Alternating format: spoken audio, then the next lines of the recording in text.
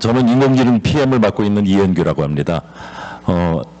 오늘 아마 표준화라든지 인증이라든지 이런 공통으로 사용할 수 있는 부분에 대한 요소들을 끌고 가기 위해서 아마 얘기가 진행이 될 텐데, 제가 지금 말씀드릴 거는 이제 정부가 AI의 R&D에 대해서 어떤 방향성을 가지고 있는지에 대한 얘기로 아마 첫 얘기를 꺼내게 될 것 같고요.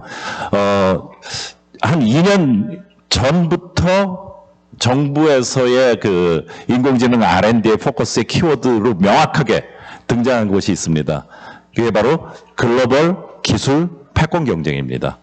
그러니까 지금까지 어떤 R&D를 통해서 열심히 기술을 개발한다는 것으로 그치는 것이 아니라, 그 기술이 어떤 형태로든 국가 발전이라든지 이런 데 이바지하고 그것의 경쟁력에 영향을 줄 수 있도록 하려면 어떻게 할 것이냐 하는 부분의 요소이고요. 그것도 순수한 AI 기술 쪽 파트도 있고, 응용하는 파트도 있고, 생태계를 위한 파트, 이런 것으로 나눠서 진행을 하고 있습니다. 예.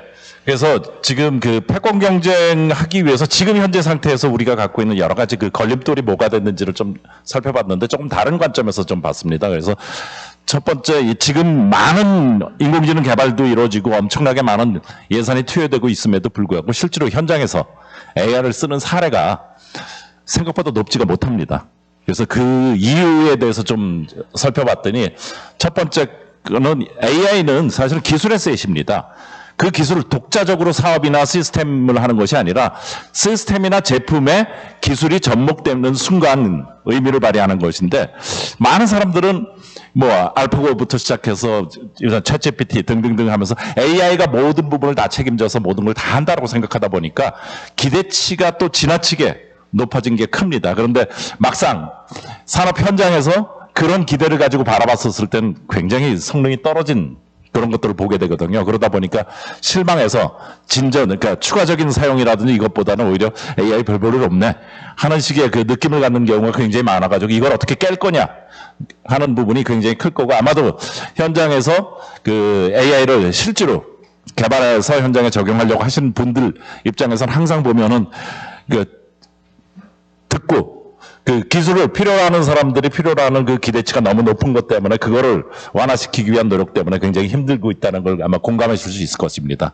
게다가 AI 기술 자체는 사실은 사람의 생각이라는 부분을 컴퓨터로 구현하는 형태다 보니까, 이 생각에 대한 부분이 만약에 특허나 어떤 새로운 아이디어로 작용한다 그러면 사실은 시간하고 별로 상관없이 10년 전, 100년 전에도 똑같은 생각을 할 수 있었다는 겁니다. 100년 전에 우리 휴대폰 들고 다니는 소설도 나왔듯이 SF 소설 속에는 온갖 AI들이 다 들어있죠. 그래서 이러한 기술들에 대해서 상상 같은 경우는 굉장히 다양한 상상들이 있는데, 그게 얼마나 쓸모있고 사업적 성공을 할 거냐라는, 이거는 바로 타이밍 문제가 가장 중요하다는 겁니다.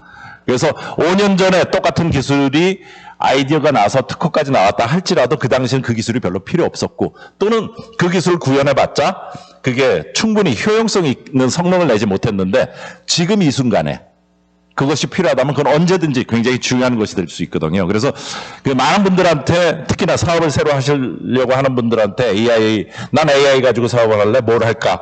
하는 고민할 때 고민하지 말고 예전에 고민했던 것부터 다시 보라 라는 얘기를 드립니다. 타이밍에 맞추는 것이 굉장히 중요하고, 실제로 글로벌하게 CB 인사이트 같은 데서 말하는 세계 100대 스타트업, 이 안에 작지 않은 비율이 나도 이미 생각했던 건데 라는 생각을 할 수 있을 그런 아이디어를 가지고 100대 스타트업에 들어간 기업들이 굉장히 많은 숫자가 나타나고 있습니다. 타이밍 문제, 적재적소라는 이슈가 굉장히 중요한 부분이고요.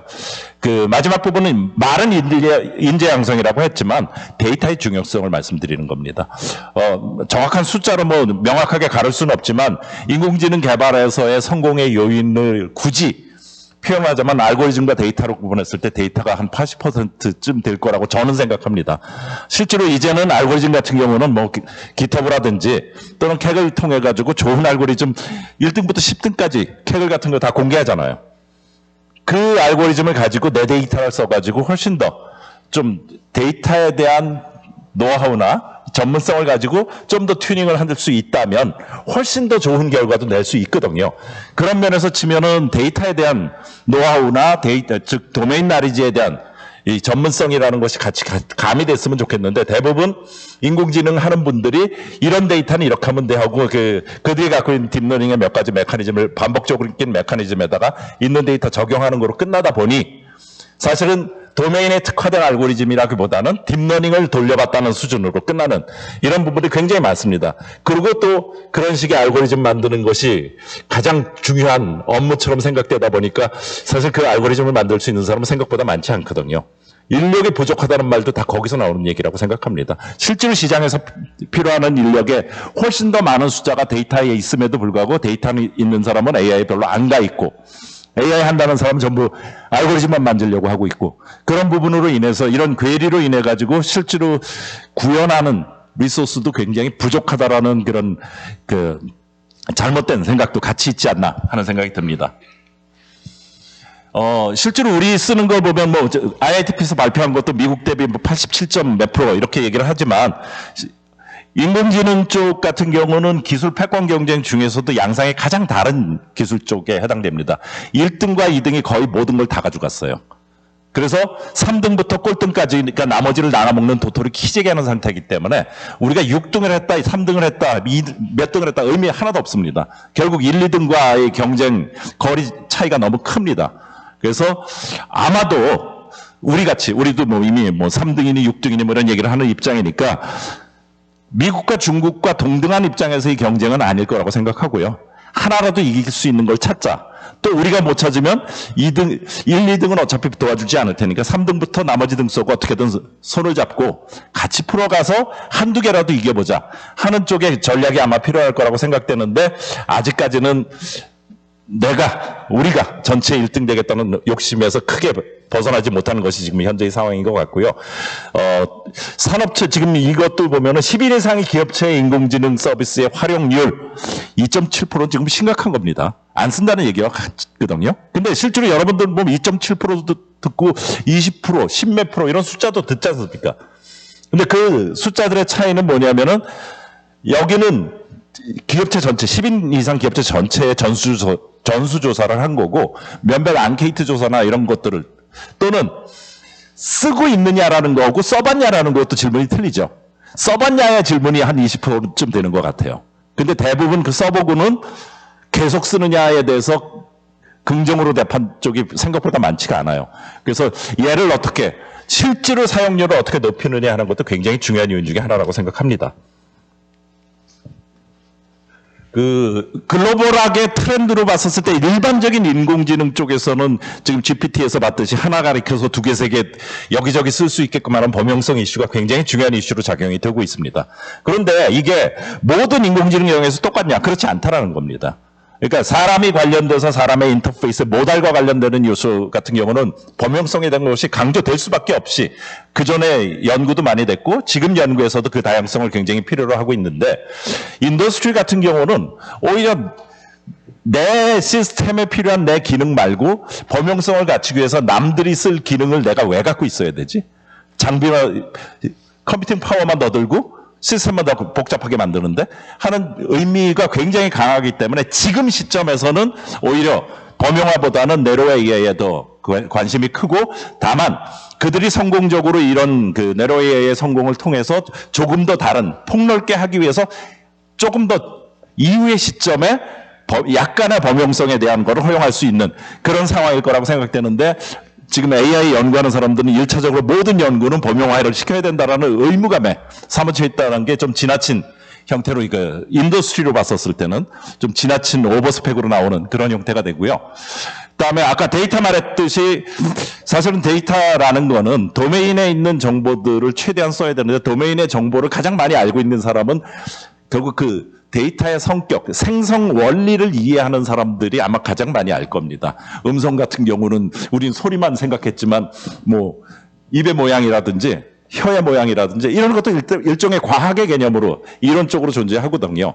근데 이게 인더스트리로 가게 되면은 뭐 열 또는 소음 등등등 엄청나게 많은 특화된 지식이 필요한데 그 지식에 대한 전문성 없이 그냥 숫자의 패턴만 찾아내려고 하는 것이 무리수가 될 가능성이 크거든요. 그래서 지금 어떤 AI의 특화되어 있는 연구, 특정 분야에 대한 연구를 하게 됐을 때 그 도메인의 전문가의 도움은 굉장히 필요한 상황이라고 생각됐고, 그런 도메인이라는 거는 대체적으로 이론적 학교 쪽에서 하는 이론적 전문가들, 뭐야, 그게 수학, 물리, 화학일 수도 있고, 아니면 각종 역학일 수도 있고요. 그 다음에 경험적 전문가는 이제 현장에 계신 분들이 감각으로 느끼는 부분, 이걸 어떻게 할 거냐 하는 이런 요소들이 이제 점점 더 필요한 그런 상황으로 가고 있고요. 그다음에 인공지능 기술 자체가 이제는 예전처럼 토이 도메인의 몇 개 샘플로 끝나는 게 아니라 실제로 리얼 도메인에서 발생하는 데이터, 또는 데이터가 부족할 경우는 시뮬레이터를 통해 가지고 리얼 도메인하고 거의 비슷한 걸 만들어 내더라도 그런 데이터들을 활용할 수 있게끔 하는 쪽이 강조가 되고 있고, 이젠 논문 채택할 때도 그 샘플 데이터 몇 개 가지고는 아예 채택이 안 되는 그런 경향까지 발생하고 있습니다. 예. 두 번째 부분에, 지금 앞부분은 사실은 그 트렌드로 얘기를 드렸는데, 죄송합니다. 그러니까 결국 제가 오늘 얘기의 결론으로 드리고 싶은 거는 패권 경쟁을 위해서 우리가 어떻게 정부가 이제 정했냐 부분입니다. 크게 세 가지로 패권 경쟁을 접근하고 있습니다. 첫 번째는 기술 그 자체로, 인공지능 기술에서의 우수성. 두 번째는 생태계에 웬만한 사람들이 쓰고자 하고, 인공지능을 쓰고 싶을 때 쓸 수 있게끔 할 수 있는 다양한 형태의 툴셋. 세 번째는 산업의 경쟁력. 이 세 가지로 구분을 했는데요. 그 중에 첫 번째의 차세대 AI는 사실은 차세대 AI, 넥스트 AI라고 보통 얘기를 하는 차세대 AI는 기술의 수준이 인간 수준 또는 그 이상이 되는 그런 그 가이드로 정의를 지금 내리고 있는데, 실질적으로 이제 딥러닝이라는 것이 굉장히 많은 영역에서 사람의 수준을 넘어서는 걸 이제 보여주기 시작했어요. 그래서 그런 쪽을 많이 가고 있는데, 유감스럽게도 딥러닝은 데이터의, 양질의 데이터의 양과 그다음에 컴퓨팅 파워에 의존하게 됩니다. 돈 많으면 이긴다는 얘기가 되겠죠. 그러니까 미중가의 게임에서 우리가 똑같은 게임을 해가지고 똑같은 딥러닝을 써가지고 이길 수 있는 방법은 제가 보기에는 없다고 생각합니다. 아마 한글 정도는 이길 수도 있지만 그나마도 지금 이긴다는 자신을 못하고 있는 그런 상황인데, 나머지 영역에선 지금 무조건 지는 게임에 해당되는 부분이라고 생각되기 때문에 차세대 AI는 딥러닝의 한계 극복으로 접근을 했습니다. 그래서 딥러닝이 지금 하지 못하고 있는 영역을 풀어서 결국 딥러닝보다 낮거나 그 비슷한 수준의 것을 조금 적은 리소스 가지고도 이길 수 있게끔 하는 그런 부분을 접근하고 있고요. 대중화 부분은 이제 일상화 이슈하고도 반영이 돼가지고 사용자 측면에서의 대중화보다는 여기서는 이제 개발자 측면에서의 대중화입니다. 그래서 조금은 예를 들어서 도메인 전문가가 AI에 깊이 있는 그 메커니즘을 잘 모르더라도 활용할 수 있는 툴 같은 거를 제공해 준다든지 이런 방향으로 접근하고 있고, 마지막 부분에 산업혁신 AI라고 굳이 이름을 붙였던 이유는 AI를 산업 쪽에 적용하는 건 전부 AI의 응용이라고 얘기하거든요. 아닙니다. 아까 말씀드렸듯이 도메인이 달라지면 거기에 특화되어 있는 원천 기술, AI의 원천 기술은 완전히 다른 겁니다. 적당히 만들어 놓은 거를 갖다 붙여서 쓸 수 있다. 그거는 패권 경쟁의 요소가 아니라 써봤다는 요소는 해볼 수 있을지 모르지만 패권 경쟁에서는 그게 어울리지 않거든요. 그래서 궁극적인 패권 경쟁을 위해서는 각 도메인에 대해서도 도메인 전문가와 인공지능 전문가가 함께 밑바닥부터 다시 보면서 인공지능 원천 기술을 개발해야 되기 때문에 이것도 단순히 그냥 응용으로 보는 게 아니라 인공지능 원천 기술 개발로 보아서 사업을 하겠다는 거고, 지금 현재 예타를 4천억짜리 예타를 지금 준비하고 있습니다. 지금 그 차세대 AI는 이미 뭐 지금 시작한 겁니다. 3천억 예타를 통해 가지고 재작년부터 이미 시작을 했고, 아까 말한 대로 성능에서 사람보다 빼어나는 부분, 그다음에 활용의 다양성을 하는 두 가지 측면으로 지금 진행을 하고 있고, 그 과제의 범위는 크게 딥러닝의 한계 극복의 첫 번째는 학습 능력 개선이라고 해서 작은 데이터를 가지고도 충분히 많은 데이터를 가지고 한 것과 성능이 큰 차이가 안 나게끔 효율화를 시킬 수 있느냐입니다. 성공 실패에 대한 보장은 없고요. 이건 실패를 인정하는 그런 사업으로 진행을 하고 있고요.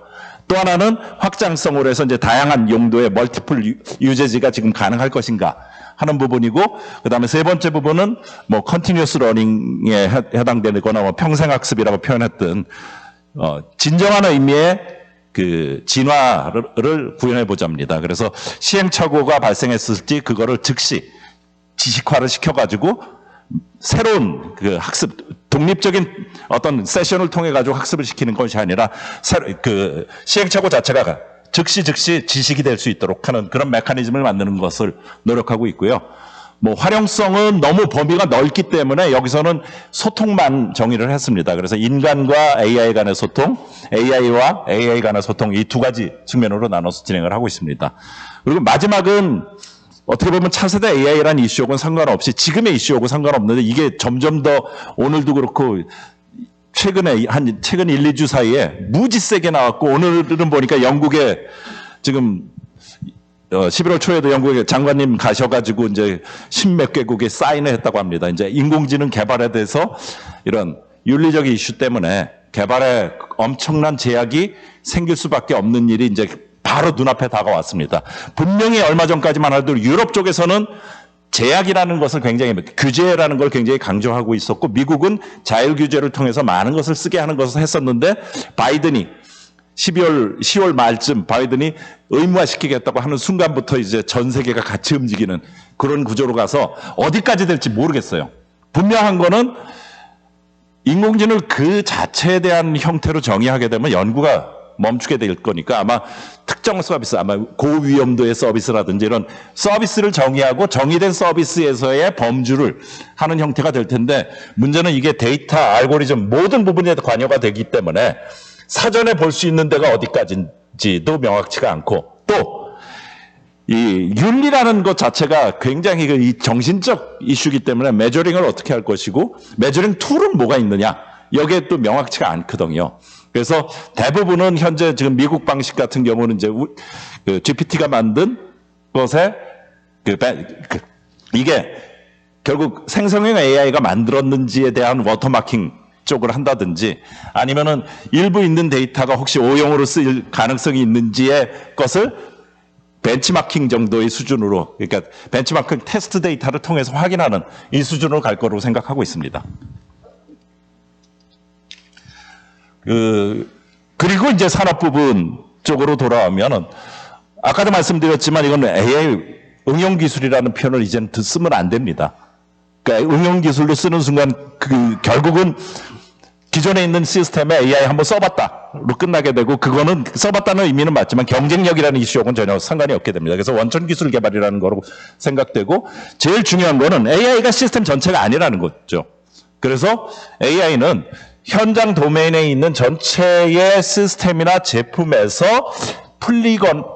풀려져 있지 않거나 또는 조금 덜 풀려져 있는 문제를 AI 가지고 문제를 푼다. 문제의 해결이란 관점으로 본다면은 그 기술을 도출해낼 수 있습니다. 근데 이거를 하기 위해서 저 현장 사람들하고 많은 얘기를 했는데 문제 하나 도출하기 위해서 한 10번 이상 만나야 되더라고요. 왜냐하면 도메인 계신 분들의 의도는 내 시스템 전체에 대한 욕심을 갖고 있기 때문에 문제 하나를 푼다는 거에 대해 의미를 두고 싶어 하지 않으세요. 근데 사실은 그게 풀리면은 기존에 있는 자기 시스템에 접목시켜서 쓸 수 있는 기회가 굉장히 많거든요. 근데 다 되길 우리는 항상 밑바닥부터 모든 문제를 푸는 거로 접근을 하다 보니까 많은 분들이 요구하는 거는 내 문제 전체를 AI를 가지고 풀어주세요 하는 형태가 돼서 문제를 쪼개가지고 요 문제를 푼다는 거에 대해서 스스로가 만족을 안 합니다. 그래서 굉장히 많은 설득 과정이 필요하지만 어찌됐든 AI적인 측면에서 원천 기술로서의 기술을 푸는 것 이거는 실제로 굉장히 많은 실제로 영역에서 그 산업의 글로벌 경쟁력에 바로 줄 수 있는 요소들이 생각보다 많거든요. 예를 들어서 강소기업이라고 우리 표현하는 그런 기업들이 글로벌에서 굉장히 탑 위치에 있는 기업들은 꽤 있거든요. 이 기업들의 경쟁력에 크게 영향을 줄 수 있는 게 바로 이쪽 영역이라고 생각합니다. 그래서 저희가 예탈을 할 때는 크게 그 산업 부분하고 공공 부분하고 쪼갰어요. 그래서 산업 부분은 이제 우리가 생각하는 거의 모든 산업인데 저희가 이 예탈을 하면서는 워낙 과기부 쪽에서 만든 과제는 IT 쪽은 이미 그 자체가 기본적인 대상이었잖아요. 그래서 IT 산업은 뺐습니다. IT 산업이 아닌 영역의 산업 부분의 모든 문제에 대해서 다루겠다는 것이고 지금 한 문제 수요를 받아보니까 한 700에서 800개 정도 지금 이미 모았습니다. 그래서 그런 거를 추진하려고 하고 있고, 공공 부분은 말은 공공 부분이었는데 지금은 방향을 좀 틀었습니다. 최근 아마 여러분들이 느끼는 게 서스테이너빌리티 얘기가 굉장히 많이 나올 겁니다. 결국은 지구 문제, 인류 문제 등등등에 대한 UN SDG에서 주어진 그런 문제들을 풀어보자입니다. 근데 작년에 제가 그 컨퍼런스를 가봤더니 그 이즈카이 컨퍼런스의 세션 4개 중에 하나가 AI4 굿인데 우리는 AI4 굿으로 사업 프로젝트나 R&D를 해본 적이 하나도 없어요. 각자 알아서 했을지는 모르지만 국가가 관여해서 이런 걸 한 적이 한 번도 없었거든요. 그래서 이건 아니다 싶어가지고 그 산업 분야만큼의 비율은 아닙니다. 한 5분의 1 정도, 전체 예산의 한 5분의 1 정도로 서스테이너빌리티에 대한 문제를 다룰 수 있게끔 해서 기아나 또는 뭐 식량 문제 이런 것들을 다룰 수 있게끔 하는 것을 공공 분야로 정의를 내렸습니다. 발표 중에 죄송하지만 이미 발표 시간이 지나서요. 좀 빠르게 마무리 네. 부탁드리겠습니다. 그래서 지금 뭐 도메인 데이터가 되는데 제일 중요한 거는 데이터의 생성 원리를 이해하는 쪽이고 대부분이 이거는 학교에서 이론을 하신 분들이 갖고 계시고요. 그분들은 AI에 어쨌든 웬만한 딥러닝의 것들은 이미 실험 다 하셨어요. 그리고 이거 지금 적용하자는 게 문제가 아니거든요. 이거를 새로운 알고리즘의 문제를 풀자 하는 것이고요. 그래서 지금 뭐 양쪽 사람들의 좀 상이한 마인드를 갖고 있는데 그래서 서로 협력하기 되게 쉽지 않았지만 분위기상으로 그 학교 쪽에서는 실세계 데이터를 타 컨퍼런스에서 요구하니까 맞추는 그런 트렌드가 발생하고 있고 그 기업 쪽에서는 글로벌 경쟁에서 AI 때문에 게임에서 지는 일이 발생하고 있어요. 그래서 자연스럽게 힘을 합치는 그 분위기가 형성되고 있다는 말씀을 드리고 싶고 실제로 이걸 가지고 우리나라에도 한 2개가 꽤 잘하는 업체가 있습니다. 한 회사는 해외가 주시장입니다. 그 G사라고 표현할게요. 공식적으로는 이름을 쓰면 안 된다 그래서 G사라고 표현하는데 우리나라에서 아마 AI 최고에 글로벌 최고에 해당되는 G사의 AI 기술 수출하는 거 못 들어보셨죠? 이 회사는 지금 수출하고 있습니다. 그래서 그걸 가지고 메이저 비즈니스를 하고 있고 국내 회사 같은 경우는 지금 이니지 쪽에서 주로 이제 설명 가능한 AI를 통해 가지고 그 게임을 하고 있는데 굉장히 잘 해서 시장의 어떤 대기업 포구의 비즈니스를 끌고 가는데 둘의 차이가 있습니다. 해외 쪽 같은 경우는 도메인 지식을 가진 전문가들이 실제로 그 업체 쪽에서 제공을 해줘서 같이 코어할 일이 되게 많아요. 근데 국내는 그런 상황이 별로 없거든요. 그래서 회사에서 직접 자기가 그 도메인 지식을 공부해가지고 해야 되는 이 차이가 있습니다. 근데 실질적으로 도메인 사람들이 오는 게 훨씬 더 좋을 거라고 생각합니다. 그래서 지금 뭐 저게 저희 그 예터 사업의 이름이고요. 3단계에 걸칠 겁니다. 1단계는 일종의 ISP처럼 기획 단계를 1년짜리로 하고 그다음에 본격적인 투여를 한 다음에 그중에 성공적이서 초격차를 이룰 만할 때는 상용화, 사업화를 할 수 있는 3개의 단계를 나누고 매 단계별로 경쟁 구도를 가져갈 겁니다. 반씩 계속 줄여나가는 건데 전체 과제 문제 숫자는 120개입니다. 지금 예산에서 지금 생각하고 있는 거예요. 그래서 충분히 아마 이런 그 문제를 다룰 수 있을 거라고 생각되고요. 뭐 지금 시간이 지난 거죠. 그래서 지금 각 사업들하고의 비교까지를 만들어 놨고 이거는 지금 작년에 금년 초에 저희가 몇 개의 과제를 이 취지에서 선택했던 과제의 예입니다. 그리고 이건 이미 선택돼서 지금 진행을 하고 있는 거고요. 저쪽 그 산업 쪽 보시면은 종자 만들기 또는 뭐 배터리의 전해질 만들기 이런 작업을 하는데 인더스트리에서 필요한 AI 기술의 80%가 디스커버리 기술입니다. 즉 일일이 다 만나면서 얘기를 하다 보니까 자기가 새 제품이나 새로운 뭔가를 아이디어를 발굴하고자 했을 때 이것을 성공적으로 하기 위한 실험을 만들 때 걸리는 시간을 최소한으로 줄여주세요 하는 니즈가 가장 많습니다. 그래서 불필요한 실험을 안 할 수 있도록 후보를 조정해주는 그 기술이 거의 80%가 해당되니까 아마 기업들하고 얘기했을 때 AI의 원천 기술은 그런 측면으로 얘기하면 좋지 않을까 생각합니다. 감사합니다. 네, 이영기 PM님 감사합니다.